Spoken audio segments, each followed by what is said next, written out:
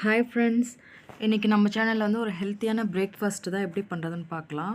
பச்சைப்பயிறு தோசை தான் நான் செஞ்சு காமிக்க போகிறேன். இது வந்து ஃபஸ்ட்டு பச்சைப்பயிறு வந்து நம்ம நைட்டே ஊற வச்சுக்கணும். இன்றைக்கி காலையில் செய்கிற மாதிரி இருந்தால் முந்தின நாள் நைட்டே வந்து 1 கப் பச்சைப்பயிறு, 1/2 கப் இட்லி அரிசி, 1 டீஸ்பூன் வந்து வெந்தயம் சேர்த்து நான் ஊற வச்சுட்டேன். இதோட வந்து 1 டேபிள் ஸ்பூன் சீரகம், ஒரு துண்டு இஞ்சி, 4 பச்சை மிளகா, கல்லுப்பு சேர்த்து நல்லா மாவு மாதிரி அரைச்சிக்கணும்.